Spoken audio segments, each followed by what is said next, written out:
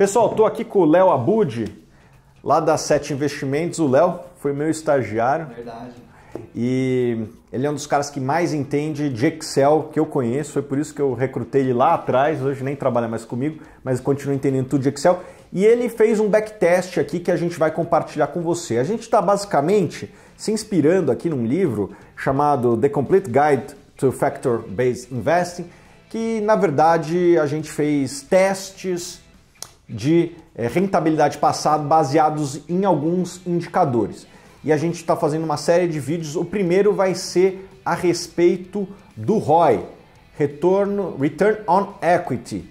Em português, retorno sobre patrimônio líquido. Léo, primeiro, o que é o ROI? Claro, vamos lá. Bom, o ROI é basicamente assim, a fórmula, você vai pegar o lucro líquido de uma empresa dividido pelo patrimônio líquido. Então a fórmula em si é bem simples, mas eu acho que entender o que significa, o que ele representa, né, é muito importante. Uma empresa que tem um ROI alto significa que ela precisa colocar pouco capital para ter um alto lucro. Ou seja, uma empresa que consegue crescer bastante sem ter que ficar reinvestindo, o que permite que ela distribua, inclusive, esse dinheiro para os seus acionistas. É uma característica, o ROI é uma característica de empresas que tem alta qualidade, que tem altas barreiras de entrada, que tem alguma vantagem competitiva em relação aos seus concorrentes. Então, geralmente as empresas de ROI elevado são aquelas empresas que têm margens altas, que conseguem fazer um giro do ativo alto. Geralmente o ROI alto, ele é uma consequência de uma empresa que tem alta qualidade, que tem uma vantagem competitiva expressiva. Vamos falar alguns nomes aqui claro. de empresas que têm ROI alto. Ambev, VEG, os próprios bancos no Brasil. Os bancos no Brasil são os de maior ROI do mundo, sim, né?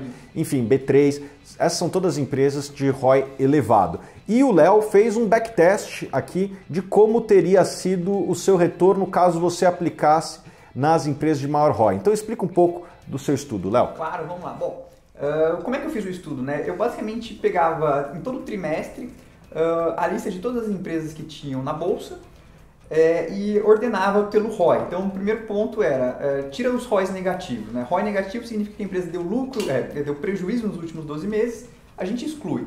Das que ficaram, ou seja, das que tem ROI positivo, a gente decidiu aqui no meu estudo pegar os 20% maiores ROIs. O quintil, né? Primeiro quintil. Primeiro quintil. As empresas de maior ROI. Exatamente. Então vamos supor, se tivessem 50 empresas com ROI positivo, eu pegaria uma carteira com as 10 maiores, os 10 maiores ROIs. E a gente ia fazendo isso todo trimestre, né? Então assim, ficava girando essa carteira. Por que cada trimestre? Porque as empresas elas soltam os resultados trimestralmente. Isso. Então, basicamente, esse que é a ideia. Então, todo trimestre a gente ficava girando essa carteira e aí a gente viu como é que se comportou o resultado dessa carteira frente ao Ibovespa, né? E eu vou pedir para botar aí na tela, e foi um resultado bastante expressivo. Você começou lá em 2000 na base 100 e hoje, se você tivesse replicado essa carteira, obviamente que existem custos de transação, a gente não levou isso em consideração, você teria multiplicado esse 100 em 45 vezes, muito acima do Ibovespa, que multiplicou apenas por 5 vezes.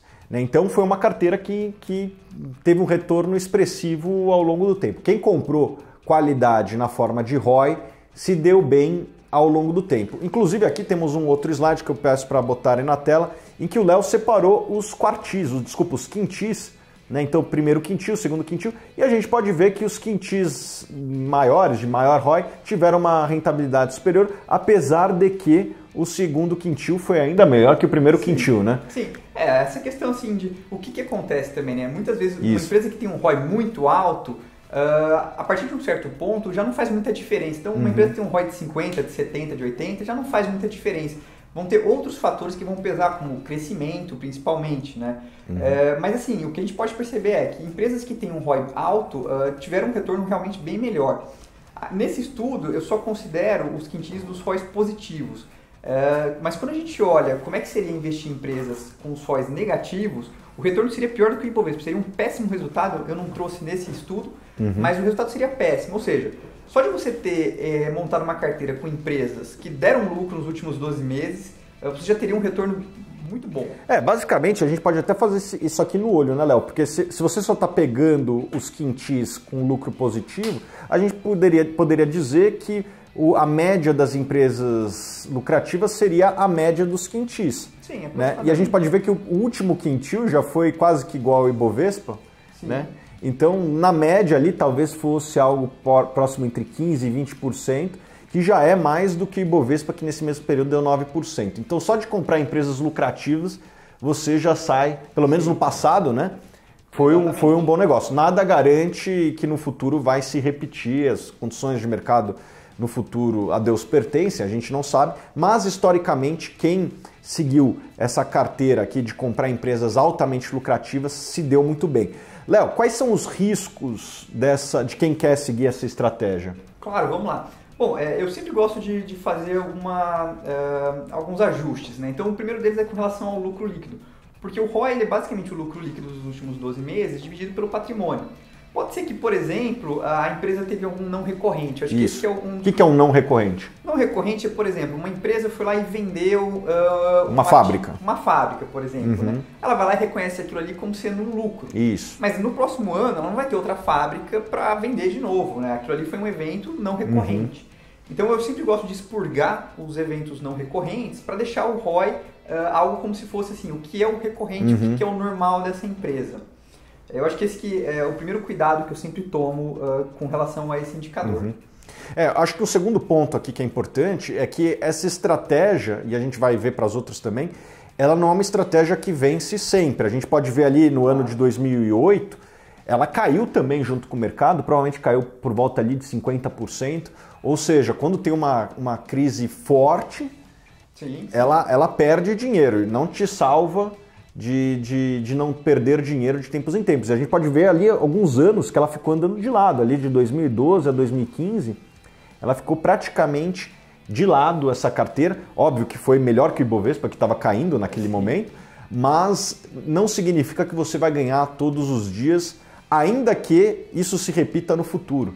Né? Então, o que a gente não sabe se vai se repetir, mas o ponto acho que a lição maior aqui é que quem comprou bons negócios, negócios que têm uma rentabilidade sobre capital expressivo, historicamente se deu bem, e eu acredito que vai continuar se dando bem, porque no final do dia você está comprando bons negócios. E Léo, quem está nos vendo aqui e está convencido de que isso é um bom negócio, como que ele deve proceder? Né? O Léo ele tem ferramentas lá na empresa dele que são bastante sofisticadas e a gente sabe que nem todo mundo tem acesso a um Bloomberg, a um Economático, então nós vamos ensinar aqui o passo a passo caso você queira encontrar empresas de alta rentabilidade. Você pode ir para um site chamado fundamentos.com.br, você vai dar na página aqui de entrada, no canto superior direito tem um clique aqui, um lugar para você clicar chamado Busca Avançada por Empresa.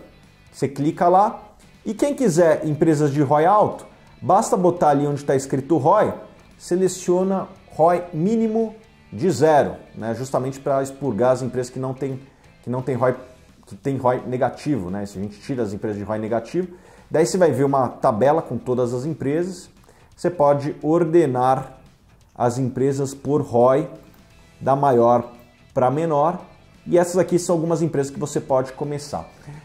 Eu não recomendo, não sei o que o Léo sugere, mas eu não recomendo você sair comprando tudo por aí. A começar ali, você já tem ali SLED, que tá bem fora da realidade, né? Não é uma empresa que tem um ROI ali de 2.700%, certamente teve algum evento não recorrente. E daí, mas eu acho que é um bom lugar para você começar a estudar empresas, né? Eu acho que essa é a principal lição que a gente pode tirar dessa abordagem de investimento. Você concorda, Léo? Concordo. Tem que realmente fazer uma análise um pouco mais profunda, justamente para tirar esses eventos não recorrentes, mas é uma estratégia que eu gosto bastante.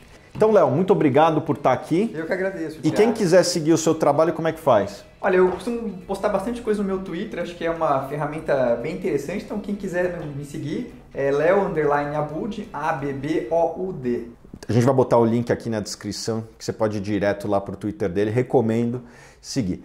Obrigado mais uma vez, Léo. Eu que agradeço. E nos vemos nos próximos vídeos. E se você quer aprender a analisar uma ação, eu preparei um e-book aqui, só você clicar no link abaixo na descrição. Em menos de 20 segundos você vai ter acesso ao nosso e-book sobre como analisar uma empresa e, consequentemente, fazer a sua análise de ação.